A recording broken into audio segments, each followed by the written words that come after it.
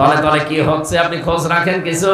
আজ 3 দিনের ভেতরে পার্বত্য চট্টগ্রামের যে জেলাগুলো আছে, বিশেষ করে রাঙ্গামাটি, বান্দরবন, খাগড়াছড়ি, এই 3টা জেলাকে তারা অলরেডি বিভিন্ন কায়দা কৌশলে আয়ত্ত করে ইসরায়েলের মতো একটা রাষ্ট্র ঘোষণা দেওয়ার সিদ্ধান্তে আছে।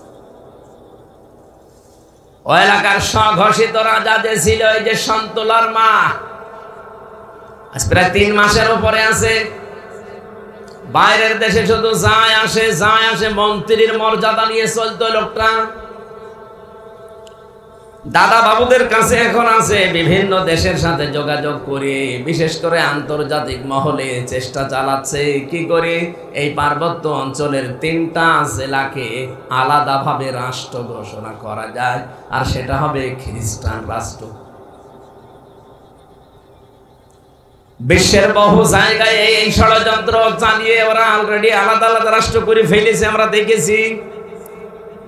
এইটাকে এখন চেষ্টা চালাচ্ছে কি করে এটা করা যায়। রেকর্ড হচ্ছে, হুঁশিয়ারি করে বলছি, বাংলাদেশের 18 কোটি মানুষের একজনও যদি বেঁচে থাকে, 56,000 বর্গ মাইলের 1টা বর্গ মাইলও কাউকে দখল করতে দেওয়া হবে না। এটা আমার মায়ের দেশ। হব্বুল ওয়াতানি মিনাল ঈমান, যদি এটা হাদিস না আরবি প্রবাদ। হব্বুল ওয়াতানি মিনাল ঈমান, দেশপ্রেম এটা ঈমানের অঙ্গ। বিশ্বনবী যেদিন নিজের এলাকা ছেড়ে চলে যাচ্ছিলেন, কাবা শরীফের দিকে তিনি বারবার তাকিয়ে বলেছিলেন, কাবা, বহু ইচ্ছা আকাঙ্ক্ষা ছিল তোর খেদমত করব, কিন্তু তোর নিষ্ঠুর সন্তানরা আমারে থাকতে দিল না। আমি তোকে ভালোবাসি, আমি আশা করছি আবার আমি ফিরে আসব। মহান আল্লাহ ওই দিন তাকে আয়াত নাযিল করে শুনিয়েছিলেন, ইন্নাল্লাযী ফারাদা আলাইকাল কুরআনা লারাদ্দুকা ইলা মাআদ। অবশ্যই কোরআনের আইন মানা ফরজ। লারাদ্দুকা ইলা মাআদ, লামে তাকিদ। হে নবী, আপনি আজ চোখের পানি ফেলতে ফেলতে ভারাক্রান্ত মন নিয়ে আপনি চলে যাচ্ছেন, যান। আপনাকে আমি গ্যারান্টি দিলাম, অতি শীঘ্রই আপনাকে এই জায়গায় আবার আমি ফিরিয়ে নিয়ে আসব। আল্লাহ আসেন নাই? এই কথা বলেন এখানে। কয় বছর পরে? মাত্র 10 বছরের ব্যবধানে নবীর আকাঙ্ক্ষা আল্লাহ পূরণ করে আবার সেখানে নিয়ে এসে রাষ্ট্রপ্রধান বানিয়েছেন। আর আমরা অলরেডি 54 বছর পার করে ফেলেছি। আশায় থাকতে থাকতে 54 বছর পার করে ফেলেছি। এবার যা অবস্থা দাঁড়িয়েছে বাংলাদেশে, আমার বিশ্বাস এবার আল্লাহ কোরআনের হাতে দেশটা তুলে দেবে। আমাদেরকে নিজের বাড়িতে থাকতে দেননি, নিজের এলাকায় থাকতে দেননি, নিজের ডিস্ট্রিক্ট আমার কুষ্টিয়াতে আমি কতদিন যেতে পারিনি। আমি যাওয়ার আগে পুলিশ বাড়ি যেয়ে বসে থাকে। প্রাণপ্রিয় সাতক্ষীরাবাসী, আপনারা জানেন এটা কোন মাস চলছে? জবাব দেন তো, কোন মাস এটা? জিলহজ। রমজানের পরে 4টা মাস আল্লাহর কাছে পবিত্র এবং সম্মানিত, তার ভেতরে জিলহজ একটা। কোরআনে কারিমে আল্লাহ জানিয়েছেন, ইন্না ইদ্দাতাশ শুহুরি ইনদাল্লাহি 12 শাহরান ফি কিতাবিল্লাহ ইয়াওমা খালাকাস সামাওয়াতি ওয়াল আরদা মিনহা আরবাআতুন হুরুম। অবশ্যই গণনার দিক থেকে আল্লাহর কাছে মাসের সংখ্যা 12টা, যদিও একটা মাসের নাম আল্লাহ শুধু কোরআনে দিয়েছেন, রমাদান। কোনটা? বাকি 11 মাসের নাম নেই, কিন্তু এই যে একবারে আল্লাহ পরিচয় দিয়েছেন 12টা মাস আছে। কোন দিন তিনি এটা বানিয়েছেন? যেদিন আসমান আর জমিন তৈরি করেন, ওই দিন তার কিতাবের ভেতরে তিনি এটা লিপিবদ্ধ করে রেখেছিলেন। তিনি লিখেছিলেন জানুয়ারি, ফেব্রুয়ারি, মার্চ, বৈশাখ, জ্যৈষ্ঠ, আষাঢ়, কি মুহররম, সফর, এরকম 12টা মাসের নাম আল্লাহ লিপিবদ্ধ করে রেখেছিলেন। তার ভেতরে মিনহা আরবাআতুন হুরুম, 4টা মাস সম্মানিত। এর ভেতরে 1 নম্বরে মুহররম, 2 নম্বরে রজব, 3 নম্বরে জিলকদ, জিলহজ। এত সম্মান ওই জামানার কাফেররা পর্যন্ত এই মাসকে সম্মান দিত। আর আল্লাহর নিদর্শনগুলোকে সম্মান দেবে তারা যাদের ভেতরে আল্লাহর ভয় আছে। আল্লাহ রাব্বুল আলামিন বলেন, যালিকা ওয়া মান ইউআযযিম শাআইরাল্লাহি ফাইন্নাহা মিন তাকওয়াল কুলুব। এটা একটা বিধান। এই যে মাসের নামগুলো বললাম, এই মাসগুলো আল্লাহর নিদর্শন। এগুলো আল্লাহর নিদর্শনকে সম্মান ভেতর থেকে আসবে তাদের যাদের অন্তরে তাকওয়া আছে, আল্লাহর ভয় আছে। সুতরাং এই মাসকে সম্মান তো আমাদের আরো বেশি দেওয়া দরকার। আমাদের তো ভয় আছে, যাদের ছিল না তারাও এই মাসের সম্মান দিত। ওই জামানার কাফেররা বাকি মাসগুলো মারামারি, গন্ডগোল, যুদ্ধ বিগ্রহ তারা লেগেই রাখতো, কিন্তু এই মাস আসলে বলতো ঠিক আছে, আপনার সাথে আমার মামলা হামলা কেস কাম চলছে, এই মাস চলে যাক, আবার আরম্ভ হবে। কাফেররা এই মাসের সম্মান দিয়েছে। বলেন আমরা কি এভাবেও সম্মান এখন দিতে পারি? বলেন, এই মাস আসার পরে কি এখন মিথ্যা মামলা বন্ধ হয়ে গেছে? মিথ্যা কেস কাম বন্ধ হয়ে গেছে? এমনকি মিথ্যা সাক্ষী দেওয়া বন্ধ হয়ে গেছে? মানুষের জমি জোর জবরদস্তি করে দখল করা বন্ধ হয়ে গেছে? চাঁদাবাজি? তাহলে আপনি তো কাফেরদের চাইতেও নিকৃষ্ট। অবৈধ হত্যা এখনো পর্যন্ত বন্ধ হয়নি। কথা বলেন, আমরা যতগুলো কাজ হারাম দেখি সবগুলো একটা একটা করে প্রায় বললাম, একটাও এখনো পর্যন্ত ছাড়তে পারি না। কি দিয়ে সম্মান দিচ্ছে? কাফেররা এই মাসের সম্মান দিত, তারা মারামারি বন্ধ করে দিত, গালিগালাজ বন্ধ। আপনার সাথে আবার এই মাস চলে গেলে আরম্ভ হবে। আর আমরা এই মাস আসলে এখনো থেমে থাকি না। আমার মনে হয় এই মাসে আরো অনেকে দুর্বিসন্ধি বাড়িয়ে দিয়েছে। গতকালকে একটা ভিডিও দেখলাম, যিনি পালিয়েছে উনি নাটোরের এক সভাপতির কাছে কল দিয়ে বলছে নাটোর জেলা অস্থিতিশীল করা লাগবে। আপনি একটা হাসি মানুষ, কি বললেন? এই মাসের সম্মান দিয়েও তো বলার দরকার ছিল যে দেশে যারা আছো অন্তত এই মাসটা একটু চুপচাপ থাকো, এই মাসটা চলে যাক, তারপরে যা হয় হবে। না বলছে শুরু করো এখন, তার মানে ওনার হজ হয়নি। আল্লাহর এই বলি বুঝে ফেলেছে। হজ হয়েছে কি করে? আপনি হজের মাসেরই সম্মান দিতে পারেন না, হজ হয় কি করে? এই জন্য আমরা অন্তত যারা তাকওয়া নিয়ে চলি, আল্লাহর ভয় আমাদের ভেতরে আছে, এই মাসের সম্মান দেওয়া যাবে না? বলেন বলেন, কিভাবে সম্মান দেবেন? ভালো ভালো কাজ যেগুলো আছে এগুলো আরো বেশি বাড়িয়ে দেওয়া লাগবে। তাআওয়ানু আলাল বিররি ওয়াত তাকওয়া ওয়া লা তাআওয়ানু আলাল ইসমি ওয়াল উদওয়ান। অন্যায় কাজ যেগুলো আছে এগুলোকে বন্ধ করা লাগবে, এই পথগুলো রুদ্ধ করে দেওয়া লাগবে। এটা এই মাসের সম্মান। এই মাসের সম্মানের ভেতরে গুরুত্বপূর্ণ, যেহেতু একটা সম্মানিত মাসের ভেতরে আমরা আসি, খুশি হয়ে বলছি আলহামদুলিল্লাহ। বলেন বলেন, দরুদ আর সালাম পাঠ করছি আমাদের নবী মুহাম্মদুর রাসূলুল্লাহ সাল্লাল্লাহু আলাইহি ওয়াসাল্লামের প্রতি। বিশ্বনবী জানিয়েছেন, কোরআনে কারীম আল্লাহর কাছে এত বেশি দামি, পবিত্র। আমার কথা যেমন আমার কাছে দামি মনে হয়, মর্যাদাপূর্ণ মনে হয়, অনেক কিছু মনে হয় যে আমার কথা এটা, আল্লাহর কথা কোরআন এটা আল্লাহর কাছে ঠিক ওই রকমই মনে হয়। বিশ্বনবীকে আল্লাহ জানিয়েছেন পৃথিবীতে যত নফল ইবাদত আছে সবচাইতে উত্তম এবং আমি আল্লাহর কাছে পছন্দনীয় ইবাদত হচ্ছে কোরআনে কারীমের তেলাওয়াত। নবীজি হাদিসে বর্ণনা করেন, আফদালুল ইবাদাতি তিলাওয়াতুল কোরআন। জোরে বলেন সুবহানাল্লাহ। মসজিদে নববীতে একবার প্রবেশ করলেন তিনি, ডান দিকে তাকিয়ে দেখলেন কিছু মানুষ কোরআন শরীফ নিয়ে আলোচনা করছে আর কয়েকজন শুনতেছে। বাম দিয়ে তাকিয়ে দেখলেন কিছু মানুষ জিকির করছে।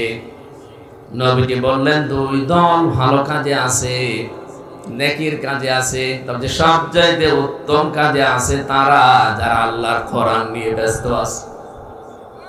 আমাকে আল্লাহ এই মুহূর্তেই নির্দেশ দিয়েছেন আমি যেন কোরআনে কারীমের এই ময়দানে শ্রোতা হিসাবে বসে পড়ি। সাতক্ষীরাবাসীকে বললাম, আপনারা টের পেয়েছেন বিশ্ব নবী যদি এখন বেঁচে থাকতেন, আরে সাতক্ষীরা আশাসনে বাহাদুরপুরে এই লাইন দিয়ে যদি তিনি হেঁটে যেতেন, কোরআনে কারিমের ইজ্জতে এই সম্মানে তিনি শ্রোতা হয়ে এই ময়দানে আমাদের মতো বসে পড়তেন। কত বড় দামি জায়গায় আপনি বসে আছেন, আপনি নিজেরা কোনো টের পাননি। এই জায়গাটায় নবীজি বসতেন, এরকম একটা জায়গায় আল্লাহ আমাকে আপনাকে শ্রোতা হিসাবে বসিয়ে রেখেছেন। খুশি হয়ে বলেন আলহামদুলিল্লাহ। দরুদ আর সালাম পাঠের মাধ্যমে আজকের তেলাওয়াতকৃত আয়াত থেকে তাফসীর আকারে কিছু কথা বলতে চাই। সূরা হজ, কোন সূরা? এটা কোন মাস চলছে? হজের মাস, জিলহজ। এখানে আয়াত আছে প্রায় ৭৮টা। আমরা একটা মাত্র আয়াতের আর আয়াতের হাফ পড়েছি। যতটুকু পড়লাম এর ভেতরে আমরা তাফসীর করার চেষ্টা করব ইনশাআল্লাহ। বিশ্বনবী জানিয়েছেন আল হাজ্জু ইয়াহদিমু মা কানা ক্বাবলা।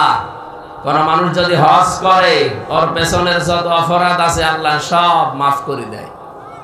কিন্তু হজের মতো হওয়া লাগবে। আজ হাজারো হাজী সাহেবকে মানুষ আর হাজী বলে ডাকে না, পাঁজি বলে ডাকে। কি কথা বলে না কেন? কারণ হাজী হওয়ার জন্য যে কথাগুলো সে কাবায় গিয়ে বলে আসে, ওই কথাগুলো এখন প্র্যাকটিক্যাল লাইফে এসে আর ঠিক রাখতে পারে না। আমি 16 সালে গিয়েছিলাম। যখনই গোসল করার পরে এই কাফনের কাপড় মানে ইহরামের কাপড় আমাকে পরিয়ে দিল, তার মানে ওই দিন থেকে আমি যেন বিশ্বাস করে নিয়েছি যে আমি মরে গেছি। মানুষ তো মারা যাওয়ার পর তাকে কাফনের কাপড় পরানো হয়, কবরে দেওয়া হয়, অথচ আমি নিজেই জীবিত থাকতে আমাকে নিজে নিজে গোসল করালাম, নিজেকেই কাফনের কাপড় মানে ইহরামের কাপড় নিজেই পরলাম। এটা বিশ্বাস নিয়ে পড়লাম যে আমি মরে গেছি, বাকি যেই জীবনটা আমার আছে এটা আমার বোনাস হায়াত। কথা বলে না কেন? আমি তো মরেই গিয়েছিলাম। না মরলে মানুষ এরকম সাদা কাপড় পরে?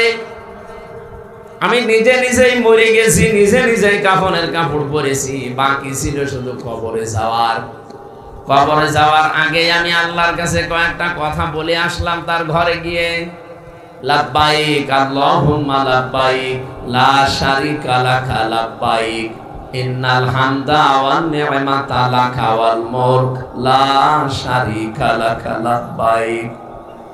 কথাগুলো এত গুরুত্বপূর্ণ এবং তাৎপর্যপূর্ণ, আমার এই ছোট মাথার ভেতরে এই কথার ব্যাখ্যা আমি এভাবে নিয়েছি, কোন মানুষ যদি এই 3টা কথা স্পেশাল ভাবে মেনে চলতে পারে, ওর জীবন আমার আল্লাহর খাতায়, হাজিরা খাতায় হাজি হিসাবে উঠে যাবে। আর হজের সওয়াব কি বললাম? পুরস্কার আল হাজ্জু ইয়াহদিমু মা কানা ক্বাবলা। যারা হজ করে তাদের পেছনের যত আমল আছে আমার আল্লাহ সব কবুল করে নিয়ে তাকে তার পেছনের অপরাধ সব মাফ করে দেন। এই জন্য যে কথাগুলো বলা হয় হজে যাওয়ার পরে, এটা একটু খেয়াল করা দরকার। এবার প্রায় 16 লক্ষ হাজি আল্লাহর ঘর তাওয়াফ করছে অলরেডি। এখন আপনি 1-2 জন মনে করছেন, 16 লক্ষ। আমরা সাতক্ষীরা পুরা জেলা মিলে যত মানুষ আছে, এতগুলো মানুষ আজকে আল্লাহর ঘর কাবায় আছে। আমি হিসাব করে দেখেছি, বাস্তবতা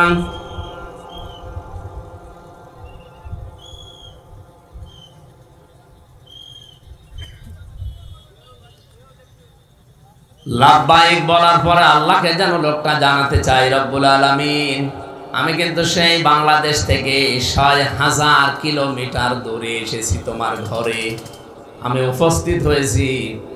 কারণ এই ডাকটা আমি শুনেছিলাম হযরত ইব্রাহিম নবী ডাক দিয়েছিলেন, ওয়াদ্দিন ফিন্নাসি বিল হাজ্জি ইয়াতুকা রিজালাও ওয়া আলা কুল্লি যামিরি মিয়াতিনা মিন কুল্লি ফাজ্জিন আমিক।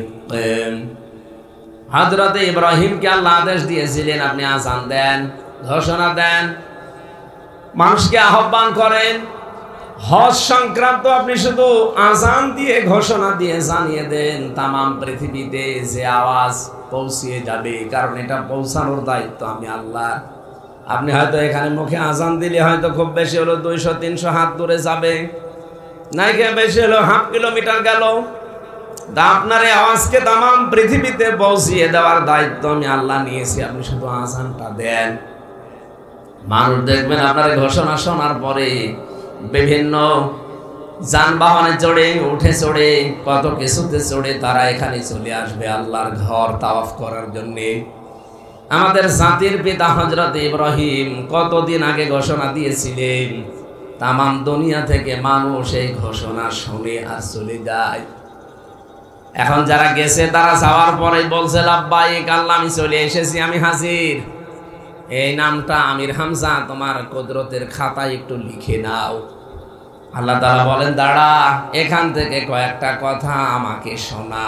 ইন্নাল হামদা বলা হয় যে আমি আজকে থেকে যত প্রশংসা করব দুনিয়ায় আর কারো প্রশংসা আমার মুখ দিয়ে, আমার অঙ্গ প্রত্যঙ্গ দিয়ে, আমার কোনো কিছু দিয়ে পৃথিবীর কারো প্রশংসা আর হবে না। এখন থেকে যদি প্রশংসা করি শুধু তোমার করব। এই জন্য হামদের আগে আলিফ লাম দিয়ে আপনি নির্দিষ্ট করে দিলেন। প্রশংসাটা শুধুমাত্র কার হবে বলেন তো? আরো জোরে বলেন। এটা গ্যারান্টি দিয়েছেন আপনি ইন্না দিয়ে। হামদালিল্লাহ বললেও তো হয়ে যেত। হামদের আগে আলিফ লাম দিয়ে, এর আগে ইন্না দিয়ে আপনি কত বড় গ্যারান্টি দিয়েছেন, আপনি টের পেয়েছেন। আরবি বোঝেন না, এই জন্য টের পাননি। এত বড় গুরুত্ব দিয়ে বললেন আল্লাহ আজকে থেকে পৃথিবীতে আর কারো প্রশংসা করব না, যদি প্রশংসা আমি করতেই পারি কার? অন্নেমাতালাকা, যত নিয়ামত তুমি আমাকে দিয়েছো, এটা আমি কথা বলতে পারি, এটা তোমার নিয়ামত। আমাকে যে প্রভাব প্রতিপত্তি এলাকায় দিয়েছো, এটা তোমার নিয়ামত। আমাকে যে জ্ঞান দিয়েছো, এই জ্ঞান নিয়ামত কার? আমি যে ক্ষমতা পাবো, এই ক্ষমতা নিয়ামত কার? আমাকে যা দিয়েছো সব তোমার নিয়ামত, এমনকি আমার ছেলে মেয়েও তোমার দেওয়া নিয়ামত। আমার সবগুলো আমি আজকে থেকে তোমার জন্য শুধু ব্যয় করব, অন্য কারোর জন্য না। ও বাংলার মুসলমানেরা কান খাড়া করে শোনেন, রেকর্ড হচ্ছে। তামাম দুনিয়ার হাজিদেরকে বলছি, দ্বিতীয় এই কথাটা আপনি আল্লাহর ঘর তাওয়াফ করার সময় দিয়ে এসেছিলেন। এটা যদি আজ বাংলাদেশে এসে রাখতে পারতেন, এই দেশে আমার মনে হয় আল্লাহর প্রশংসা বাদ দিয়ে অন্য কারো প্রশংসা হতো না। আর আমার যত নিয়ামত আছে সব আল্লাহ বাদে অন্যের জন্য ব্যয় হতো না। আপনি রাজনীতি করবেন, আল্লাহর জন্য করা লাগবে, কারণ এটাও নিয়ামত। আপনার যে এলাকায় প্রভাব প্রতিপত্তি আছে, এটা ব্যয় করা লাগবে আল্লাহর জন্য, এটা নিয়ামত। আপনি বলে এসেছেন কাবা শরীফে। 3 নম্বরে স্পেশাল ভাবে আরেকটা কথা বলা হয়, আল মুলক। এটা মুলক মানে রাজত্ব, রাজনীতি। আল্লাহ আমি বাংলাদেশে গিয়ে যদি কোন রাজনীতি করে থাকি, রাজত্ব যদি আমি অর্জন করি, রাজ্য রাজনীতি যদি আমি চালাই, এটা শুধু তোমার জন্য করব। সাতক্ষীরাবাসী কে কোন দলে আছেন, মতে আছেন আমি জানি না, ওটা এখন বাদ দেন। বলেন তো হাজিদের এই 3টা কথা। লক্ষ লক্ষ হাজি এখন সারা পৃথিবী থেকে 16 লাখের উপরে হাজি এখন, বাংলাদেশ থেকে লাখের উপরে। বলেন তো এই মানুষগুলো এসে যদি এই কথাটা ঠিক রাখতে পারতো, এই দেশের আর কারো লাগতো না, শুধু হাজিরাই যথেষ্ট ইসলাম কায়েমের জন্য। যখন আপনারা চলে আসবে হাজিরা হজ শেষ করে, বিদায় তাওয়াফ করে যখন আপনি আসবেন, সর্বশেষ একটা কথা আল্লাহকে বলা লাগে। কি সেটা? লা শারীকা লাকা লাব্বাইক। আল্লাহ আমি চলে যাচ্ছি, আমার নামটা তুমি হাজিরা খাতায় লিখে রেখো, তার মানে জান্নাতের খাতায় লিখে দিও। আমি চলে গেলাম, আমি কিন্তু মুশরিক না। লা শারীকা লাকা, আমি তোমার সাথে কি জীবনের কাউকে শরীক করব না। তোমার শক্তির সাথে, তোমার আইনের সাথে, তোমার নিয়ামতের সাথে অন্য কাউকে আমি শরীক করব না। আমি এটা তোমাকে লিখে দিয়ে গেলাম। আমি বিদায় তাওয়াফ করে চলে যাচ্ছি। আজ এই আসবে, আরাফাতের পরেই তো হজ শেষ হয়ে যাবে, মানুষজন আসতে থাকবে। সারা বিশ্বের যেখানে যে যাবে, শুধু হাজিরায় যথেষ্ট। যারা পৃথিবীতে আল্লাহর দিন কায়েমের জন্য, আর কারো লাগবে না। শিরিকের ব্যাপারে কথা আপনি 2 বার বলেছেন এই তালবিয়ার ভেতরে। লাব্বাইক আল্লাহুম্মা লাব্বাইক বলার পরেই বলা লাগে লা শারিকা লাকা লাব্বাইক, আর ওই শেষের দিকে বলা হয় লা শারিকা লাকা লাব্বাইক। এই কথাটা দুইবার বললেন কেন? কাবা শরীফে প্রবেশ করেছিলেন যে জায়গাটা আল্লাহ এত বেশি নিরাপত্তা দিয়েছেন, ওই জায়গাকে কোরআনে কারিমে সূরা আলে ইমরানের 97-98 নাম্বার পড়বেন আয়াত, 4 নাম্বার পারা 1ম নাম্বার পৃষ্ঠার 6 নাম্বার লাইনে আছে ওমান দাখালাহু কানা আমিনা। আল্লাহ পাক বলেন আমার এই ঘরের ভেতরে কেউ যদি প্রবেশ করে তাকে আমি নিরাপত্তা দিয়ে দেই। এখানে হাসি আছে যারা একটু জিজ্ঞাসা করেন কাবার এরিয়ার ভেতরে গেলে আপনি নিরাপত্তা, আপনি নিরাপদ। এমনকি আপনার বাবার হত্যাকারী কেউ যদি আপনি দেখেন না কিছুই বলতে পারবেন না। হ্যাঁ, কাবার বাইরে আমি দেখেছি সেখানে মারামারি হয়, গন্ডগোল হয়, গালিগালাজ আছে, ছিনতাই আছে, সেখানেও মানুষকে কম বেশি করছে অনেক কিছু। কাবার এরিয়ার ভেতরে কোনো সমস্যা আমি পাইনি, একটাই মাত্র কারণে যে আমি না আল্লাহ দিলেন এটা নিরাপত্তার জায়গা। কারণ কাবার এরিয়ার ভেতরে নিরাপত্তা পাওয়ার একটাই কাজ, সেখানে শিরিক নেই। কি কথা বলেন না কেন? সেখানে শিরিক নেই, এই জন্য জায়গাটা আমার আল্লাহ নিরাপত্তার চাদরে ঢেকে রেখেছেন। কাবার এরিয়া যতটুকু আপনি কোন রকমের ঝামেলা আমি তো অন্তত পাইনি। নারী পুরুষ পাশাপাশি দাঁড়িয়ে নামাজ পড়ছে, আজ পর্যন্ত কোনো অঘটন ঘটেছে আমরা শুনিনি। কি কথা বলেন? আমি নিজে নাইজেরিয়ার একজন মহিলার পাশে দাঁড়িয়েছিলাম, কাবার পাশে, নামাজ শুরু হয়ে গেছে, তড়িঘড়ি করে করবো কি পাশে, পরে দেখছি একজন মহিলা, সবাই সবাই ওই জায়গায় সব একটাই চিন্তা যে আমার কি হবে, আমার কি হবে। যেন মানুষ গায়ে লাথি লাগলেও কিছু বলতে চায় না, মনে হয় যে পোষা বিড়াল, মনে হয় যে লাথি দিয়েছে। অথচ কাবার বাইরে এসে আপনি একটা লাথি না, ওর দিকে চোখ গরম করে তাকান তো। এখান থেকে আমি যেটা নিয়েছি আমি নিজে যেহেতু পেয়েছি, পুরা এরিয়াটায় কোনো শিরিক আপনি পাবেন না। এই জন্য আল্লাহ পুরা এরিয়াটাই নিরাপত্তা দিয়েছেন। কাবা শরীফ না, কাবা শরীফ বলেন, এই 56,000 বর্গ মাইলের এই বাংলাদেশকে যখন নিরাপত্তা দিয়ে যদি এখন ঢেকে রাখতে চান, বাংলার মানুষ কি করেন আমি জানি না, এই মুহূর্তে সিদ্ধান্ত নেওয়া লাগবে যে জীবনে আমরা কোনোদিন আর শিরিক করব না। তলে তলে কি হচ্ছে আপনি খোঁজ রাখেন কিছু? আজ 3 দিনের ভেতরে পার্বত্য চট্টগ্রামের যে জেলাগুলো আছে, বিশেষ করে রাঙ্গামাটি, বান্দরবন, খাগড়াছড়ি, এই 3টা জেলাকে তারা অলরেডি বিভিন্ন কায়দা কৌশলে আয়ত্ত করে ইসরায়েলের মতো একটা রাষ্ট্র ঘোষণা দেওয়ার সিদ্ধান্তে আছে। ওই এলাকার স্বঘোষিত রাজা যে ছিল, এই যে সন্তোলার মা, আজ প্রায় 3 মাসের উপরে আছে। বাইরের দেশে শুধু যায় আসে, মন্ত্রীর মর্যাদা নিয়ে চলতো লোকটা। দাদা বাবুদের কাছে এখন আছে, বিভিন্ন দেশের সাথে যোগাযোগ করে, বিশেষ করে আন্তর্জাতিক মহলে চেষ্টা চালাচ্ছে কি করে এই পার্বত্য অঞ্চলের 3টা জেলাকে আলাদাভাবে রাষ্ট্র ঘোষণা করা যায়, আর সেটা হবে খ্রিস্টান রাষ্ট্র। বিশ্বের বহু জায়গায় এই ষড়যন্ত্র চালিয়ে ওরা অলরেডি আলাদা আলাদা রাষ্ট্র করে ফেলেছে, আমরা দেখেছি। এইটাকে এখন চেষ্টা চালাচ্ছে কি করে এটা করা যায়।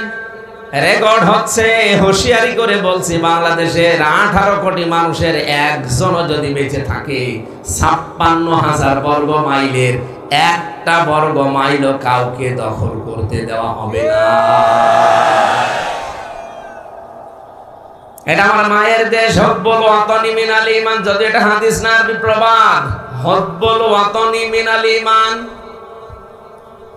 দেশপ্রেম এটা ঈমানের অঙ্গ। বিশ্বনবী যেদিন নিজের এলাকা ছেড়ে চলে যাচ্ছিলেন, কাবা শরীফের দিকে তিনি বারবার তাকিয়ে বলেছিলেন, কাবা, বহু ইচ্ছা আকাঙ্ক্ষা ছিল তোর খেদমত করব, কিন্তু তোর নিষ্ঠুর সন্তানরা আমারে থাকতে দিল না। আমি তোকে ভালোবাসি, আমি আশা করছি আবার আমি ফিরে আসব। মহান আল্লাহ ওই দিন তাকে আয়াত নাযিল করে শুনিয়েছিলেন, ইন্নাল্লাযী ফারাদা আলাইকাল কুরআনা লারাদ্দুকা ইলা মাআদ। অবশ্যই কোরআনের আইন মানা ফরজ। লারাদ্দুকা ইলা মাআদ, লামে তাকিদ। হে নবী, আপনি আজ চোখের পানি ফেলতে ফেলতে ভারাক্রান্ত মন নিয়ে আপনি চলে যাচ্ছেন, যান। আপনাকে আমি গ্যারান্টি দিলাম অতি শীঘ্রই আপনাকে এই জায়গায় আবার আমি ফিরিয়ে নিয়ে আসব। আল্লাহ আসেন নাই? এই কথা বলেন এখানে। কয় বছর পরে? মাত্র 10 বছরের ব্যবধানে নবীর আকাঙ্ক্ষা আল্লাহ পূরণ করে আবার সেখানে নিয়ে এসে রাষ্ট্রপ্রধান বানিয়েছেন। আর আমরা অলরেডি 54 বছর পার করে ফেলেছি। আশায় থাকতে থাকতে 54 বছর পার করে ফেলেছি। এবার যা অবস্থা দাঁড়িয়েছে বাংলাদেশে, আমার বিশ্বাস এবার আল্লাহ কোরআনের হাতে দেশটা তুলে দেবে। আমাদেরকে নিজের বাড়িতে থাকতে দেননি, নিজের এলাকায় থাকতে দেননি, নিজের ডিস্ট্রিক্ট আমার কুষ্টিয়াতে আমি কতদিন যেতে পারিনি। আমি যাওয়ার আগে পুলিশ বাড়িতে বসে থাকে। আমার গ্রামের বাড়ি কুষ্টিয়ার সদর থানা, পাঠিকাবাড়ি ইউনিয়নে। আমি এমনিতেই বছরে হয় 2-3 বার করে বাড়িতে যেতাম, থাকতাম ঢাকাতে, বাইরের দেশে। বাড়ি আসার আগেই দেখি 2 গাড়ি পুলিশ। কি গো, জানেন কি করে আপনারা? আমি নিজে জানি না যে আমি বাড়ি আসবো, আর আপনারা জেনে ফেলেন। হুজুর, আপনার পেছনে কিরামান কাতিবিন আছে। সব সময় ওরা লোক ফিট করে রেখেছিল। আমি কোথায় যাই, কোখানে কি করি, মোবাইলে কি কথা বলি, সব ওরা রেকর্ড করেছে। এই যে 3 বছর জেলে ছিলাম, রিমান্ডে আমার 10 দিন সব শুনিয়েছে। কোথায় কার সাথে কি কথা বলেছি সব দেখাচ্ছে। আমার সব চাইতে আশ্চর্য লেগেছিল ওদের এই রেকর্ড করা দেখে। আমার গলা নাই, আমি চিনতে পারলাম আমি এই সাতক্ষীরার একজন মুহাদ্দিস ছিল, কলারওয়ায় বাড়ি, মুহাদ্দিস আমিরুল ইসলাম বেলালি। নাম শুনেননি? আল্লাহর বান্দার সাথে আমি একদিন কথা বলেছিলাম। উনি আমাদের মুফাসসির পরিষদ, আলেমদের একটা সংগঠন, এর বাংলাদেশের উনি সভাপতি ছিলেন ওই সময়। সে 18 সাল 19 সালে,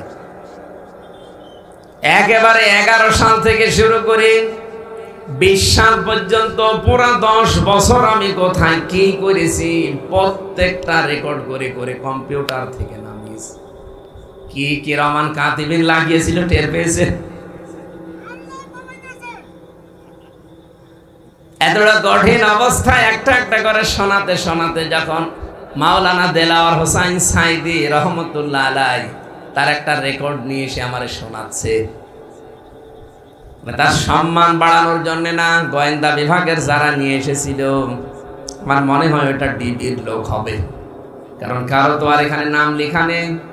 একবার আছে DB, NSI, DGFI, CID, PBI, counter terrorism, এরপরে আমার মনে হয় 27টার উপরে গোয়েন্দা বিভাগ কাজ করছে, সব একটা একটা করে আসতো। ওই দিন বিপদে পড়েছিলাম।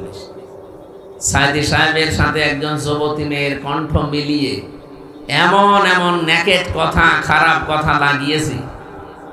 আমার এই শোনাচ্ছে ওই কাছের ঘরের ভেতরে মাটির নিচে, আর বলছে দেখ তোদের হুজুর কত নিচে নেমেছে। এখন ওই জায়গায় আমি তো একা, আর শয়তানরা সব চারিদিকে, একা একা কি বলবো। বাইরে যদি আমার মনে হচ্ছে যদি বাইরে হতো এরকম মানুষকে আমি পিটিয়ে মেরে ফেলতাম, এরপর আমার সাহস হতো। কাউন্টার টেরোরিজমের নামে এই শয়তানগুলো এত এত মানুষকে ওরা দুনিয়া থেকে বিদায় করে দিয়েছে। আমার মাঝে মাঝে ওই ট্রেনটা দেখাতো, মাঝখানে একটা পুকুর আছে আর চারিদিকে ঘর, ওখানে নাকি মাগুর মাছ পালা হয়, বিদেশি মাগুর। যে মানুষ আমরা এর ভেতরে বিভিন্ন শখ দিয়ে এই ড্রেন দিয়ে নামিয়ে দেয়, ওই মাছে খেয়ে ফেলে। কঠিন অবস্থার ভেতরে সবচাইতে বেশি বাংলাদেশের ইসলামপন্থীদেরকে দেশে বিদেশে মোড়লদের সামনে জঙ্গি জঙ্গি এই নাটক যারা সাজিয়েছে, এক নম্বরে মনিরুল গোপালগঞ্জের, 2 নম্বরে আসাদুজ্জামান, এটা গোপালগঞ্জের, মাল সবই গোপালগঞ্জের। আমার মনে হয় বাংলার 16-18 কোটি মানুষ এই 2 জনকে মাফ করা জীবনও ঠিক হবে না। এরা বহু সন্তানের, বহু মানুষের জীবন বিনা কারণে নষ্ট করেছে। ইসলামী ছাত্রী সংস্থার 2 বোনকে তারা এখনো পর্যন্ত এই জঙ্গির মামলা নাটক সাজিয়ে এখনো জেলে রেখে দিয়েছে। আমরা চাই এই 2 বোনকে অতি তাড়াতাড়ি দ্রুত মুক্তি দেওয়া হোক। এই কথা বলে না কেন? আমি নিজেরটা তো নিজে দেখেছি যে কেমন মিথ্যা সাজায় ওরা। 800 পৃষ্ঠা লিখেছে, এর ভেতরে সামারাইজ করে প্রায় 400 পৃষ্ঠা বানিয়েছে আমার নামে, প্রত্যেকটা অক্ষর মিথ্যা।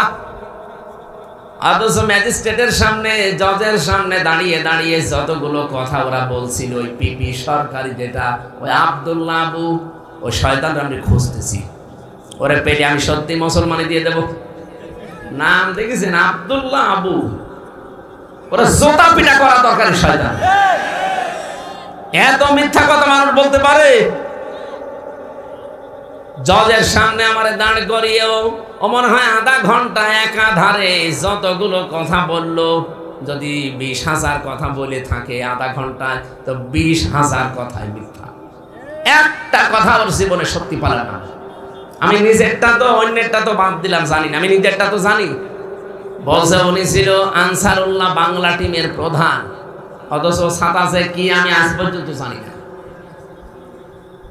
আনসারুল্লাহ বাংলা টিম কারে বলে, কি করে, তাদের কর্ম কি, কিচ্ছু জানি না। যদি দিত যে উনি জামাত ইসলামের সাপোর্টার, তাও তো মিলত। তখন তো আমি সাপোর্টারে ছিলাম, আমি তো কিছুই করতাম না, সাপোর্ট করতাম, ভালোবাসতাম। আমার মন ভালো একটা দলকে আমি বাসতে পারি না, নিষিদ্ধ না হলে সেই দলকে আমি বাসতে পারি না। কথা বলেন না কেন? কিন্তু যারা নিষিদ্ধ আপনি ভালোবাসেন না, তাদের কথা বলতে পারবেন না। এই যে বাংলাদেশ আওয়ামী লীগ নামে, ছাত্রলীগ নামে যারা, সব নিষিদ্ধ না? রাষ্ট্রের পক্ষ থেকে তাদের নিষিদ্ধ ঘোষণা করা হয়েছে। এখন যদি কেউ সাপোর্ট করে, কেউ তাদের নাম বলে, ছাড়বে? আজ কুষ্টিয়াতে মিছিল দিয়েছে, ওই আমার কুষ্টিয়া থানার পাশে 6 রাস্তার মোড়ে প্রায় সকালবেলা 170, 80, 90, 100 জন মানুষ বসে থাকে। ওই আশপাশ গ্রাম থেকে এসে ওখানে থাকে, শহরের মানুষ ওদেরকে ভাড়া করে নিয়ে যায় কাজে। কালকে কোনো কাজই পায়নি, আজকে প্রায় এরকম প্রত্যেকটি মানুষকে ওরা 600 করে টাকা দিয়ে জয় বাংলার একটা স্লোগান লিখে নামিয়ে দিয়েছে যে হাসিনা আসছে, রাজপথ কাঁপছে। পুলিশ ধরেছে, সামনে যে কয়েকটা ছিল নেতা গোছের, তারা তো পালিয়ে গেছে। ওই শ্রমিকগুলো ধরা পড়েছে। বলছে আমরা কে করবো, কাজ পাচ্ছিলাম না। ওরা এসে বললো যে 600 করে টাকা দেবো, শুধু মিছিল করবো। বললাম টাকাগুলো তো হালাল করা লাগবে। আমার মনে হয় এইভাবে করে ওদের টাকা নেওয়া লাগবে। টাকা নেন, এই হ্যাঁ 1 মিনিট 2 মিনিট মিছিল করে বলবেন যে আমাদের টাকা হালাল।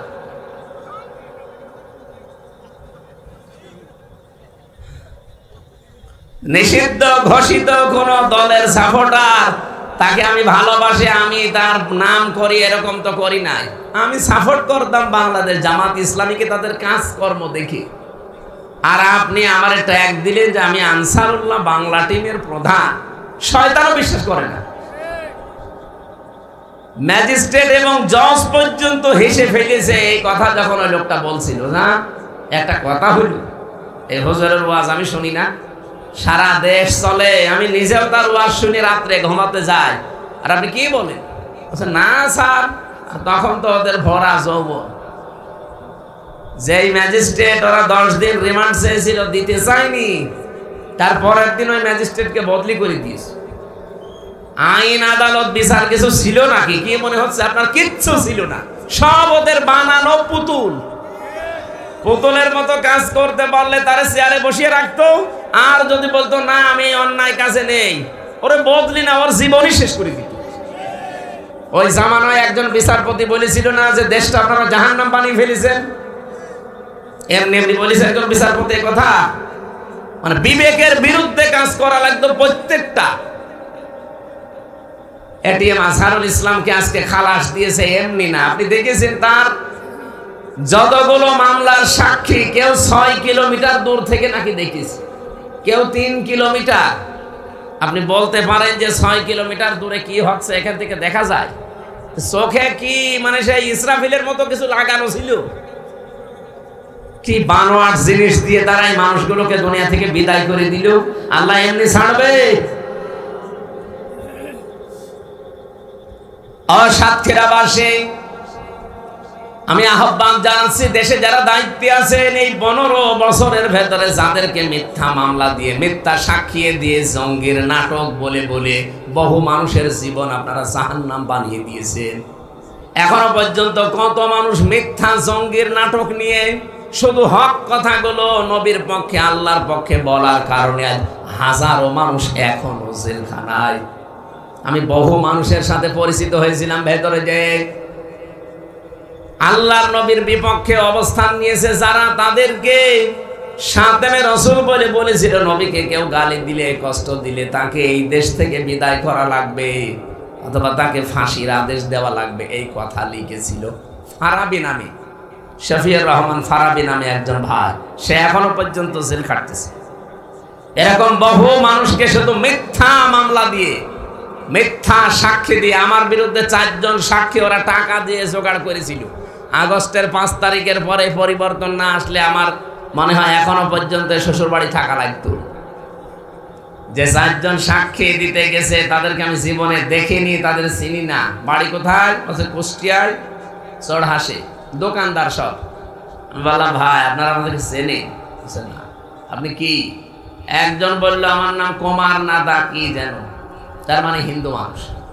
ওই মিষ্টির দোকানে মিষ্টির দোকান দিয়েছে, ওরে বলেছে তোরে এত টাকা দেব শুধু যে আমির হামজার বিরুদ্ধে এই কথাগুলো বলবি। ও ঠিক যে ও কিছুই তো জানে না, আমার বাবার নাম জানে, ওর মুখস্থ করতে দিয়েছিল, ছাতা গেছে ভুলি।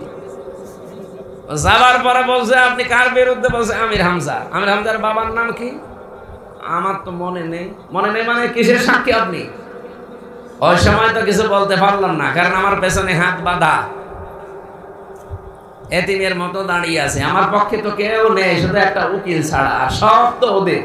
মামলার আয়ু থেকে শুরু করে একেবারে ওই জজ পর্যন্ত সব ওদের। ওখান থেকে চলে আসলাম, এই যে যখন খারিজ হয়ে গেল মামলাটা আগস্টের 5 তারিখের পরে, ওখানে গিয়েছিলাম। যে ওই দোকানে দেখি লোকটা বসে আছেন, বললাম ভাই আপনি যে আমার নাম বললে, জীবনের আগে আপনার সাথে আমার দেখা হয়েছে কোনোদিন? না হুজুর। না হুজুর আপনি কিভাবে কি করলেন? তা আমার রাতের বেলায় এসে টাকা দিয়েছে।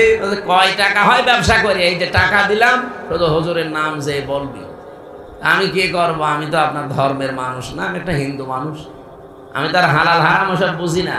টাকা দিয়েছে বাবা শাহজালাল, সব হালাল। এই ছিল দেশের বিচার। আর এখনো পর্যন্ত অনেকে সাফাই গায় যে ন্যায় বিচার চলছিল দেশে। আপনার সাথে তো কিছু হয়নি, আপনি টের পাননি। আপনার বাবারে যদি ব্যারিস্টার আরমানের মতো 8 বছর গুম করে রাখতো আয়না ঘরে, আপনি টের পেতেন যে কি হয়েছে। কি কথা বলেন না কেন? আমার ভাইরা, আমি যে আয়াত থেকে কথা বলার জন্য বসেছি খুব ভালো করে শুনবেন, যেহেতু গুরুত্বপূর্ণ একটা বিধান। হাসিদেরকে আমরা আহ্বান জানাতে চাই, যে কথাগুলো আপনারা আল্লাহর ঘরে এখন বলতেছেন, ওই কথাগুলো যেন বাংলাদেশে এসে ঠিক রাখতে পারেন। আর কারো লাগবে না, এদেশে আমরাই যথেষ্ট। সূরা হজের মাত্র একটা আয়াত থেকে আমরা এখন তাফসীর করার জন্য বসছি। আল্লাহ ঈমানদারকে ডাক দিয়েছেন। এখানে যারা ঈমানদার নেই, যারা বেঈমান আছেন, চলে যান। আপনার জন্য আজকের আয়াত না, আপনার জন্য আলাদা আয়াত আছে। যান ভাই যান, তাড়াতাড়ি চলে যান। যারা বেঈমান আছেন চলে যান। যদি একটা চলে যাচ্ছে, এই তাড়াতাড়ি যান। না সব পায়খানার জন্য ঠিক আছে, কিন্তু ভালো লাগছে না এই কথা বলে যদি কেউ চলে যায়, তার ইমানের সমস্যা আছে। আমি একটা কথা এখনো পর্যন্ত বানিয়ে বলি নাই, কারণ অবিচার এগুলো চলছিল, হালকা টাচ দিয়েছি। এই কথা বললেন না কেন? আরে সাতক্ষীরার মানুষ তো আরো বেশি সাক্ষী। এদের বহু মানুষের বাড়ি ঘর বুলডোজার দিয়ে জালেমরা ভেঙে দিয়েছে। বাংলাদেশে এটা ফিলিস্তিন বানিয়ে ফেলেছিল, তারপরেও যে আপনারা টিকে আছেন আলহামদুলিল্লাহ। সূরা হজের ৭৭ নম্বর আয়াত থেকে বলছি, আল্লাহ শুধু ঈমানদারকে ডাক দিয়েছেন। এই জন্য আমাদের এই কথাগুলো শোনা দরকার, যারা ঈমানদার বলে আমরা দাবি করি। ইয়া আইয়ুহাল্লাযীনা আমানু রুকউ ওয়াসজুদু ওয়া'বুদু রাব্বাকুম ওয়াফআলুল খায়রা লাআল্লাকুম তুফলিহুন। রব্বুল আলামিন বলেন, হে ঈমানদারেরা, তোমরা রুকু করো, সিজদা করো, তোমাদের রবের ইবাদত করো, আর ভালো ভালো কাজে আঞ্জাম দাও, আশা করা যায় তোমরা সফল হবে। এবার আসেন তো আয়াতের ভেতরে আমরা কয়েকটা কথা পেলাম। এক নম্বরে ঈমানদারের কাজ এই দুনিয়ায় হবে, তারা যেন রুকু করে। কাকে? আরো জোরে বলেন। এদেশে বহু রুকু আছে, কেউ গাছ দেখলেও রুকু করে, আগুন দেখলে রুকু করে। হিন্দুরা তো দুর্গায় যে রুকু করে, আর মুসলমানরা দরগায় যে রুকু করে। এখানে দুর্গা, দরগা, গাছ, আগুন, পানি সব বাদ। রুকু যদি মুসলমান করতে চায়, কার জন্যে? আরো জোরে বলেন। এই যে রুকু শব্দটা, রাকা ফাইন রাকুন, এই শব্দের শাব্দিক অর্থ হচ্ছে মাথা ঝোঁকানো। রুকু মানে শুধুমাত্র নামাজের এই রুকুই না, আল্লাহ পাক রুকু বলতে এখানে বুঝিয়েছেন আল্লাহর যত বিধান আছে, এই বিধানগুলোর সামনে মানুষ যখন মাথা নত করে দেবে, আমি আল্লাহ ঈমানদারদের কাছ থেকে এইটা চাই। এখানে মানুষ যখন তাওবা করতে চায়, তাদেরকে আল্লাহ জানিয়েছেন, ওয়া আনিবু ইলা রাব্বিকুম ওয়া আসলিমু লাহু মিন ক্বাবলি আইয়াতিয়াকুমুল আযাবু সুম্মা লা তুনসারুন। বলেন আল্লাহু আকবার। সূরা জুমারের ভেতরে আছে 53 নম্বর আয়াত। রব্বুল আলামিন বলেন, কেউ যদি তাওবা করতে চায়, এক নম্বরে তাকে ফিরে আসা লাগবে তার রবের দিকে। ওয়াসলিমু লাহু, আত্মসমর্পণ করা লাগবে। এই দুইটা শর্ত যখন মানবে মানুষ, কখন মানবে এই দুইটা? মিন ক্বাবলি আয়াতিয়াকুমুল আযাব, ওই আযাব আসার পূর্বেই। সুম্মা লা তুনসারুন, যখন আর তাদেরকে সাহায্য করা হবে না। সাতক্ষীরাবাসী বলেন তো, আমাদের সাহায্য করা হবে না কোন দিন? মরণের সময়। মরণের সময় একমাত্র মানুষকে আর সাহায্য করা হবে না। এজন্য মরণ যেহেতু কারো জানা নেই কখন আসবে, যে কোনো সময় চলে আসতে পারে। এজন্য আমাদের তাওবা করা লাগবে, ফিরে আসা লাগবে, রুকু করা লাগবে। যেটাই বলেন, এই সবগুলো একটাই। এই সবগুলোর সময় এখন আল্লাহর বিধান পেলেই মাথা নত করে দেবেন। এটা কি 10 বছর পর না এখন? সবাইকে দিয়ে আল্লাহ এই কাজ করাবে না। এই যে রুকুর যে বিধানটা বলছি, আল্লাহর বিধান পেলে আপনি মাথা নত করে দেবেন। নিজের সে বলতে আর কিছু থাকবে না, আর জন্য না। আল্লাহু ইয়াজতাবি ইলাইহি মাইয়াশা ওয়া ইয়াহদি ইলাইহি মাই ইউনিব। সূরা সূরা 13 নম্বর আয়াতে আছে, শেষের দিকে আল্লাহ বলেন, আমি যাকে ইজতিবা করি, আমি যাকে পছন্দ করি, নির্বাচিত করি, মনোনীত করি, এই মানুষটাকে আমি আল্লাহ এই পৃথিবীতে আমার দিন কায়েমের জন্য তাকে বাছাই করে রাখি, তাকে এই কাজ করার জন্য সুযোগ এবং সুবিধা করে দেই। ওয়াহদি ইলাইহি মা ইউনিব, তাকে আমি পথ দেখাই যে মানুষটা আমি আল্লাহর দিকে মন থেকে ফিরে আসতে চাই। এজন্য রুকু বলতে শুধুমাত্র নামাজের এই রুকুই না, আল্লাহর বিধান যেখানে যেটা আমরা পাবো। আমার নিজের বলতে আর কিচ্ছু নেই, কারণ আমি তো ঈমান এনে ফেলেছি। আমানতু বিল্লাহি কামা হুয়া বিআসমাইহি ওয়া সিফাতিহি আকাবিলতু জামিয়া আহকামিহি ওয়া আরকানিহি। এই কথাগুলো যে মানুষটা স্বীকার করে, বলে, বিশ্বাস করে, ওর নিজের বলতে যেহেতু আর কিছু নেই, ওকে আল্লাহ নির্বাচিত করবেন, মনোনীত করবেন, পছন্দ করবেন, সুযোগ সুবিধা করে দেবেন দিন কায়েমের জন্য, তখন যখন দেখবেন এই লোকটা মন থেকে আল্লাহর দিকে ফিরে আসতে চায়। এই দেশে আজ হাজার হাজার মানুষ, 100 জনের মাত্র 15 জন মানুষ চাইতো আগস্টের 5 তারিখের আগে যে দেশে ইসলাম কায়েম হোক, মাত্র 15 জন। কিন্তু এই 10 মাসের ব্যবধানে এখন 100 জনের 77 জন মানুষ চাচ্ছে দেশে ইসলাম কায়েম হোক। হয়তো কেউ বলতে পারছে মুখ দিয়ে, কেউ ভেতরের চাপা রেখেছে, কিন্তু জরিপ এইটাই আন্তর্জাতিক। এই যে মাইক্রোসফট খ্রিস্টানরা বানিয়েছে রিপোর্ট, সারা পৃথিবীর 257টা দেশ নিয়ে তারা রিপোর্ট দিয়েছে যে বাংলাদেশে এখন 100 জনের অন্তত 77 জন মানুষ চাচ্ছে যে ইসলামে দেশে আসুক। কোথায় 15 জন ছিল সেখানে 77 জন চলে এসেছে। এই জন্য অনেক মানুষের দেখেন মাথা খারাপ হয়ে গেছে। এই কথা বলছেন, অনেকের মাথা আজ খারাপ এমনি না, কারণ এগুলো যদি আমরা মুসলমানেরা বানাতাম তারা বিশ্বাস করতো না, বানিয়েছে খ্রিস্টানরা। এই জন্য ওরা চিন্তা করছে না, এই জন্যই ধর্ণা দিচ্ছে অনেকে দাদা বাবুদের কাছে। কোন দাদা বাবু, কোন সাদা চামড়া, লাল চামড়া, কালো চামড়া আমাদের বাঁচাতে পারবে না। আমাদের যদি বাঁচাতেই পারে শুধুমাত্র আল্লাহ। এই জন্য কাবা শরীফ যেহেতু বাংলাদেশ না, কাবার এরিয়াটা শুধুমাত্র শিরিক মুক্ত থাকার কারণে ওটা নিরাপত্তার চাদরে ঢাকা।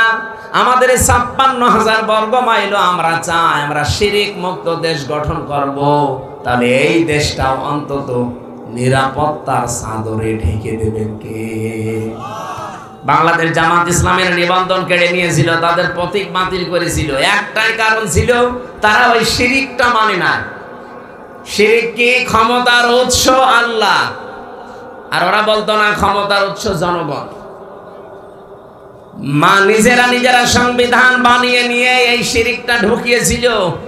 বাংলাদেশ জামাত ইসলামী বলেছিল এরকম নিবন্ধনের দরকার নেই, যে নিবন্ধন থাকলে জাহান্নামী হওয়া যায় না, দরকার হয় নিবন্ধন না নিয়ে মরে যাব। কিন্তু আল্লাহর জয় আল্লাহ দিয়ে দিয়েছে এই 12 বছর পর। কথা বলেন না কেন? ওই বাংলাদেশে তো 73টা দল আছে, কেউ তো এই শিরিকের বিরুদ্ধে কথা বলে না। আপনারা যে বলেন যে আমাদের আকীদা ঠিক নেই, এই মিথ্যা কথা চাপিয়ে দেওয়ার জন্য আপনি কিয়ামতে আসামি হবেন। আকীদা ঠিক নেই আপনাকে কে বলেছে? বাংলাদেশ জামাত ইসলামীর আকীদাই বাংলাদেশে একমাত্র আকীদা, যে জমিন যার আইন চলবে তার। এর বাইরে যদি কারো আকীদা থাকে, এই আকীদা পোষণ করতো বলে তো তারা এই নিবন্ধন বাতিল করে দিয়েছিল। তারা বলেছিল ক্ষমতার উৎস জনগণ নয়, ক্ষমতার উৎস কে? আন্নাল কুওয়াতা লিল্লাহি জামিয়া ইন্নাল্লাহা আলা কুল্লি শাইইন কাদির। আর আপনি আর রাজনীতি করার জায়গা পান না, শুধু এসে এখানে বাঁশ দেন না, নিজের পেছনে বাঁশ না দিয়ে অন্যের পেছনে বাঁশ দিতে যান। আমরা চাই যে শিরিক মুক্ত করে আল্লাহর নিরাপত্তার চাদর দিয়ে কাবা শরীফের মতো এই 56,000 বর্গ মাইল আমরা পরিবেষ্টিত করে রাখতে চাই। এখন যত শত্রুতা হচ্ছে আমাদের পার্বত্য চট্টগ্রাম নিয়ে, ওটা যদি নিয়ে নিতে পারে আস্তে আস্তে ফেনী, এরপরে কুমিল্লা, এরপরে ঢাকা, চলে আসবে আপনাদের সাতক্ষীরা, সব হাতছাড়া হয়ে যাবে। কি হচ্ছে কিছু টের পাচ্ছেন না। এই শয়তানরা পালিয়ে গেছে ঠিক আছে, ও পালিয়ে কি বসে আছে? ওদের মেধা তো সব ঠিক আছে, কারণ শয়তানি কাজ এখন আরম্ভ করিস। এ দেশে থাকতে একেবারে ওপেন করতো, এখন চলছে গোপনে গোপনে। এই যে মৎস্য মন্ত্রী ছিল একজন, এই আপনাদের এই 2 জেলা পরে বাড়ি মনে হয়, এরপরে বাগেরহাট জেলা না, এরপরে সাতক্ষীরার পরে খুলনা, বাগেরহাটের পরে পিরোজপুর। এই পিরোজপুরের একজন ছিল, ওর নাম সমরেজাউল করিম। একই মন্ত্রী ছিল জানো, মৎস্য মন্ত্রী। কালকে একটা ভিডিও ছেড়েছে যে আমি 4 ঘন্টা কচুরি পানার নিচে পালিয়েছিলাম, এরপরে বর্ডার পার হয়েছি খুব গোপনে। আপনি 4 ঘন্টা কচুরি পানার নিচে পালিয়েছিলেন কেন? কি করেছেন যে আপনার পালানো লাগবে? 54 বছর হয়ে গেল, আমার তো এখন 33 বছর। কয় আমরা তো পালিয়ে যাইনি, বিনা কারণে 3 বছর ছেলেছিলাম, তারপরেও তো আমি পালাইনি। আমাকে বারবার বলেছিল যে আপনি চলে যান, মিজান আজহারের মতো আপনি চলে যান। কেন যাব? আমি তো কোনো দোষ করিনি। আপনারা যদি নির্দোষ হয়ে থাকেন, মানুষের সম্পদ আত্মসাৎ না করে থাকে, আজকে দেখলাম টাকার একটা ব্যাগ ভর্তি, 10 লাখ টাকা হবে। এই টাকার ব্যাগ, ওর সাথে আবার কি পেঁচিয়ে টাকা তো নিয়ে যেতে পারছে না, বর্ডার দিয়ে পার হওয়ার সময় গোপনে ওই পানির ভেতরে ফেলে রেখেছে। আজকে প্রশাসন তুলে ওইটা খুলে দেখে শুধু টাকা। হ্যাঁ, সব টাকা টাকা টাকা, ওদের ফ্রিজের ভেতরে টাকা, ওদের বালিশের ভেতরে টাকা, ওদের ব্যাগের ভেতরে টাকা, নিয়ে যেতে তো পারছে না, বিভিন্ন জায়গায় রেখে দিয়েছে। এই জন্য আমার মনে হয় এই জালেমদের বাড়ি ঘর, অফিস আদালত সব একটু তন্ন তন্ন করে অনুসন্ধান করা দরকার। এখনো টাকা পাওয়া যাবে, সব পালাতে পারেনি। কি করলেন যে আপনার পালিয়ে যাওয়া লাগবে কচুরি পানার নিচে 4 ঘন্টা পালিয়ে থেকে? কি কষ্ট করেছি আমি, আল্লাহ আমাকে বাঁচিয়ে দিয়েছে। ওরে শয়তান, তুই আল্লাহ বিশ্বাস করিস? তোর মুখে আল্লাহ মানায়? যতগুলো এমপি ছিল, মন্ত্রী ছিল, অফিসার ছিল, সবগুলো জানতো যে ডিবি অফিসের মাটির নিচে, র্যাব অফিসের মাটির নিচে বহু মানুষ এখানে 8 বছর 10 বছর পড়ে আছে। ওরা সব জানতো, এরপরও কিছু বলে না। এগুলো কি মানুষ? আপনার নিজের ছেলে যদি হয়তো এরকম জায়গায় 8 বছর 10 বছর আপনি ফেলে রাখতে পারতেন? এদিকে 3.5 হাত, এদিকে 2.5 হাত, একটা কবরের মতো জায়গায়, আয়না ঘর, 8 বছর 10 বছর 14 বছর একটা লোক পড়ে আছে, দুনিয়ায় কেউ জানে না। ওরা তো জানতো, যারা নিয়ে যায় ডিউটি করে, ওরা জানতো না? আমি মাঝে মাঝে, আমি তো 10 দিন ছিলাম মাত্র মাটির নিচে, মাঝে মাঝে যে আচরণ করতো, আছে গালি দিত আমার বাবা মা তুলে, আমার মনে হয়তো আল্লাহ, এই মানুষগুলো যে যারা ডিউটি করে, এই যে আসে 8 ঘন্টা পরে চলে যায়, আবার নতুন মানুষ আসে আবার চলে যায়, এরা বাড়ি যেয়ে এই তো আপনাদের সাথে তো মিশতো, এসে আপনাদের সাথে কথাবার্তা বলতো না, দিনের বেলা এসে বউ ছেলে মেয়ে নিয়ে থাকতো না? ওরা সংসার করতো কি করি? ও কি মানুষ নাকি ওর বিবেকের উপরে কুকুরে প্রসার করে দিয়েছে? আর শয়তানরা এখন গা সাফাই গাছে, আমরা কি করেছি যে আমাদের পালিয়ে যাওয়া লাগলো, কি করেছে এখন টের পাচ্ছ না? আজকে কাওয়া কাকু একটা রেকর্ড ছেড়েছে, আবার আসবো দেশে, যারা আমাদের বিরুদ্ধে আছে আমি আবার দেখে নেব। ওরে শয়তান, এখনো অনুশোচনা নেই। 2732 জন মানুষ হত্যাকারী এরা। একটা মানুষ মেরে ফেললেই তো জীবন শেষ হয়ে যাওয়ার কথা, আর 2732 জন মানুষ হত্যাকারী, এখনো অনুশোচনা আছে। কাওয়া কাকু কবর থেকে ঘুরে আসবে শয়তান। আর কথাবার্তারা ঝাঁজ কি, হুমকি দেয় এখনো পর্যন্ত সাংবাদিকদের। ওদের পালাইলো কি করে? আমি তো বলে পায়খানার ভেতরে নাকি 5 ঘন্টা খুব কষ্টে ছিল। ওরে ওই জায়গায় যদি তালা লাগিয়ে দিত না, বোরকা পরে পালিয়ে গেছে এই শয়তানটা। আমাদের রুকু, আমরা এখন রুকু করতে চাই, শুধুমাত্র মাথা ঝোঁকানোই রুকু না ভাই। আর আপনাকে দিয়ে আল্লাহ রুকু করাবেও না যদি আপনার মন তৈরি না হয়। ওয়াহদি ইলাইহি মাইয়ুনিব, যে লোকটা আল্লাহর দিকে আত্মসমর্পণ করে, ফিরতে চায়, মাথা নত করে, রুকু করে, এই মানুষটাকে দিয়ে আল্লাহ দিনের কাজে লাগায়, তাকে একামতে দিন কায়েমের কর্মী হিসাবে আল্লাহ তাকে কবুল করে। সবাইকে করবে না। সুতরাং যাদেরকে আল্লাহ করছে, অনেকে কিন্তু এখন আস্তে আস্তে ফিরে আসতেছে। আল্লাহ যেন আমাদের সবাইকে কবুল করেন, বলেন আমিন। অসজুদ 2 নম্বরের সেজদা করা লাগবে। সেজদা কি? শুধুমাত্র কপালে মাটি লাগানোই সেজদা না। কোরআনে কারিমে সেজদা এই শব্দটা এত বেশিবার ব্যবহার হয়েছে। আমরা সেজদা সম্পর্কে যে ব্যাখ্যাগুলো পড়েছি, আল্লাহ রাব্বুল আলামিন এত দামি এই জিনিসটা আল্লাহর কাছে, নবীজিকে আল্লাহ বলেন, হে নবী আপনার উম্মতদেরকে বলেন, যদি একটা সেজদা কোনো বান্দা বান্দির আমি আল্লাহর কাছে কবুল হয়ে যায়, ওকে আমি আল্লাহ ঘোষণা দিলাম যে আমার বানানো বাগান জান্নাত দিয়ে দেব। বাংলার মানুষের আমি আহ্বান জানাচ্ছি, আমি নিজে সহ, আজকে থেকে যতদিন বেঁচে থাকবেন, একটা কথা একেবারে বদ্ধমূল হয়ে নিয়ে যান, জীবনে কোনোদিন ফরজ সেজদা আজকে থেকে ছেড়ে দেবেন না। কথা বলছে, এত দামি জিনিসের সেজদাটা, আল্লাহ আমাদের চেহারার দিকে তাকালেই যে মনে হয় আল্লাহ আমাদের সেজদা দেওয়ার জন্যই বানিয়েছে। হাত দিয়ে, কপাল দিয়ে, নাক দিয়ে, হাঁটু দিয়ে, এভাবে দুনিয়ার কোন সৃষ্টি আর সেজদা দিতে পারে? কত মানুষ এখানেও আছে শুধু ঈদের নামাজে সেজদা দেয়, তাছাড়া ওর জীবনে আর কোনো সেজদা নেই। শুধু জুমার নামাজে সেজদা দেয়, আর কোনো সেজদা নেই।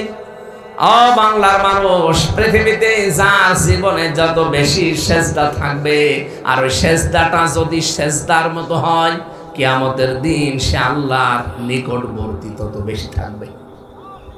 কোরআনে কারীম জানিয়েছে, ওয়াসজুদ ওয়াকতারিব। হে নবী, আমার বান্দা বান্দীদেরকে বলেন, ওরা যদি আমার নিকটে আসতে চায় তারা যেন সেজদা দেয়। আপনি মন থেকে গভীর রজনীতে একটু লম্বা সেজদা দিয়ে দেখবেন, একটা আলাদা প্রশান্তি আল্লাহ আপনাকে দান করবে। আমি জেলখানায় বহু আলেমকে দেখতাম, বহু মানুষকে দেখেছি। এই যে বাবর মিয়া, লুৎফুজ্জামান বাবর আমার পাশে ছিল, আমি দেখেছি এই লোকটা সেজদায় পড়ে আছে। মাওলানা মামুনুল হক আমার পাশে 3 বছর এক ঘরে ছিলাম আমরা। আমি বহুদিন দেখেছি রাত 2টা 2:30টায় তাহাজ্জুদ পড়তে উঠে উনি সেজদায় পড়ে আছে। 1-2 মিনিট 5 মিনিট না, 1/2 ঘন্টা 1.5 ঘন্টা চলে যাচ্ছে। কারণ ওই তো পড়তো অনেক বেশি, এক রাকাতে প্রায় হাফ পারা, 1 পারা, 1.5 পারা করে পড়তো। 2 রাকাত 4 রাকাত নামাজে প্রায় হাফ রাত শেষ। সেজদায় যদি মজা না পাবেন, আমি ডাক্তার শফিকুর রহমান হাফিজাহুল্লাহ আমির জামাতকে দেখেছি। 4 দিন ছিলাম আমি। আল্লাহরে বান্দা সেজদায় পড়ে আছে রাত 12টার পরে তো আছে। 5 মিনিট 10 মিনিট না, ঘন্টা। কি বলে উনি জানে আর আল্লাহ জানে। আমি কয়েকদিন একটু হালকা দিয়ে দেখেছিলাম যে সেজদা মানুষ তো এতক্ষণ পড়ে থাকে।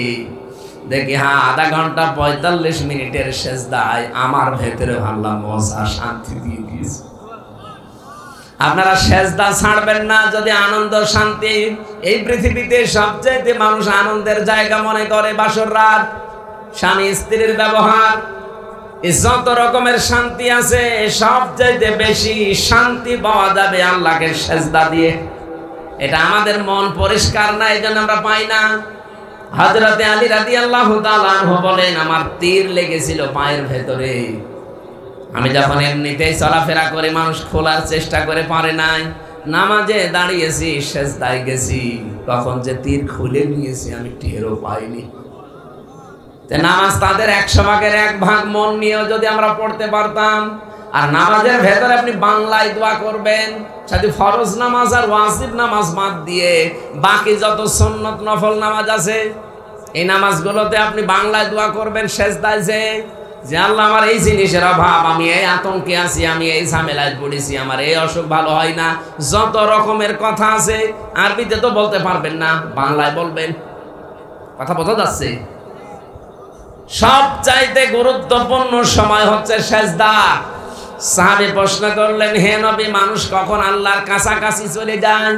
বিশ্ব নবী বলেন, বান্দা যখন সেজদায় যায় তখন আল্লাহ আর বান্দার ভেতরে কোনো পর্দা থাকে না।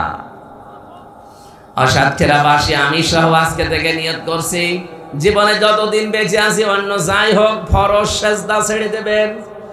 বলেন বলেন। আল্লাহর নবী মুসা কালিমুল্লাহকে একবার আল্লাহ ঘোষণা দিলেন যে একজন কামার বাজারে যে লোহা পিটিয়ে সোজা করে, দা খন্তা কুড়াল বানায়, ওই লোকটা জান্নাতি, তাকে ঘোষণা দাও। মুসা নবী বলে, আল্লাহ, একজন কামার কি এমন কাজ করে যে সে জান্নাতি? তিনি বাজারে গেলেন, বাজারে সারা দিন লক্ষ্য করে দেখলেন লোকটা কি করে। নামাজের সময় হয়ে গেছে, আমাদের যেমন আযান দিলে নামাজ পড়তে যায়, ওই জামানায় হয়তো নামাজের একটা সিস্টেম ছিল। কেউ ধোয়া উড়ালেই মনে করতো যে নামাজের এলাকায় সময় হয়ে গেছে, অথবা কেউ কাঠি দিয়ে বাড়ি দিলে মনে করতো নামাজের সময় হয়ে গেছে, কেউ ঘন্টা বাজালে মনে করতো নামাজের সময় হয়ে গেছে। হযরতে মুসা লক্ষ্য করে দেখলেন লোকটা লোহা পিটাচ্ছে মুগুর দিয়ে, এভাবে মুগুর মারে আর লোহা পিটায়। হঠাৎ করে মুগুরটা মাথার উপরে, নামাজের সময় হয়ে গেছে, মুগুরটা লোহার উপরে পিটিয়ে তারপরে তিনি নামাজে দাঁড়াতে পারতেন। মাথার উপর থেকে পেছনে ফেলে দিলেন, নামাজে দাঁড়িয়ে গেলেন।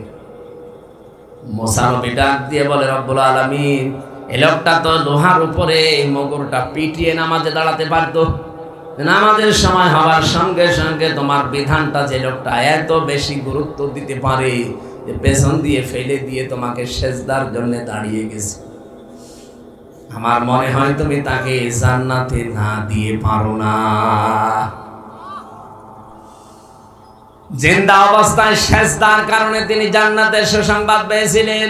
তার তো নামাজ জীবনে ছিল মাত্র 1 ওয়াক্ত, সারাদিন 24 ঘন্টায় মাত্র 1 ওয়াক্ত নামাজ মুসা নবীর, আর আমরা পেয়েছি 5 ওয়াক্ত। 50 ওয়াক্ত পেয়েছিলাম, কমাতে কমাতে আল্লাহ 50-এর 5 ভাগ 5 অংশ দিয়েছেন, 0 কেটে দিয়েছেন। এই 5 ওয়াক্ত যদি আমরা সেজদাটা ঠিক মতো দিতে পারি, আল্লাহর কসম আমরা আল্লাহর নিকটবর্তী চলে যাব ইনশাআল্লাহ। এজন্য সেজদা জীবনে ছাড়া যাবে না, আল্লাহর আদেশ, ওয়ারকাউ ওয়াসজুদু, তোমরা রুকু করো, সেজদা করো, ওয়াবুদু রাব্বাকুম, তোমাদের রবের ইবাদত করো। রবের ইবাদত আমি যত পেয়েছি পড়া কোরআন শরীফের ভেতরে প্রায় 500 ইবাদত পেয়েছি।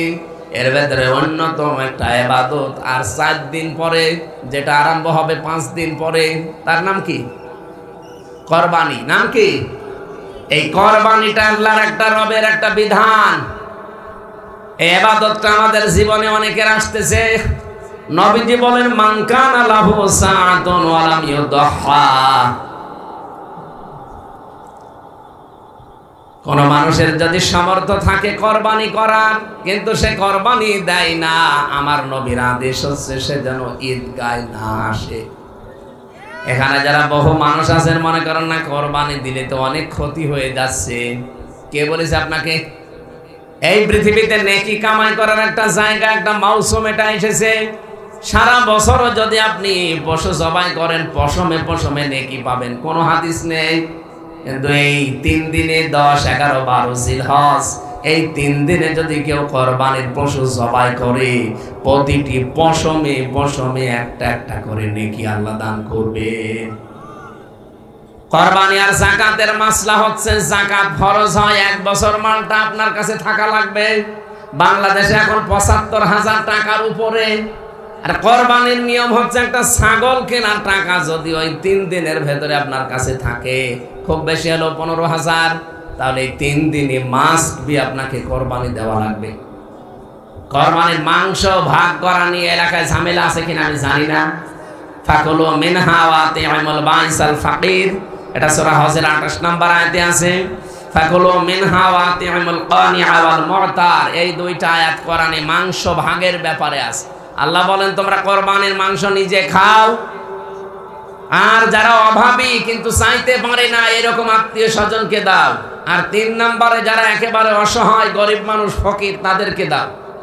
এখান থেকে মাসলা বের হয়, এই যে যারা এলাকায় হয়তো 50 জন কুরবানি দিয়েছে, সবার গোশত এক জায়গায় করে বিকালবেলা 500 মানুষের ভেতরে ভাগ করে দেয়, এই এলাকায় আছে?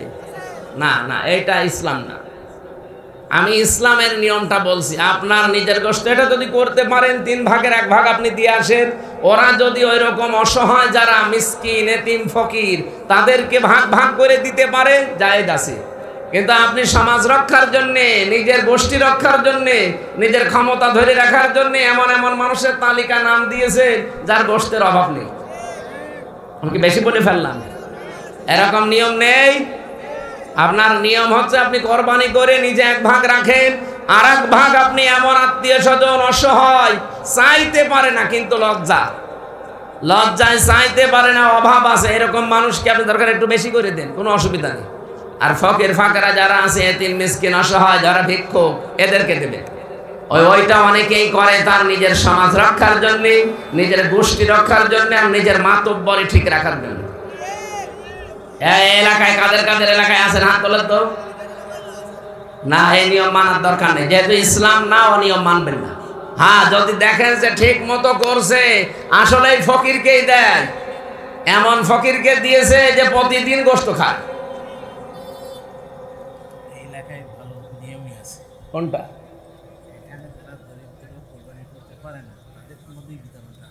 এইটা হলে তো ভালো। এইটা যদি করে থাকেন তাহলে অসুবিধা নেই। উনি যেটা বলছে যে না গরিব মানুষ দেখে দেখে নাম লিস্ট করে তাদেরকে দেওয়া হয়, মানুষ আপনারা মিথ্যা কথা বলেন কেন?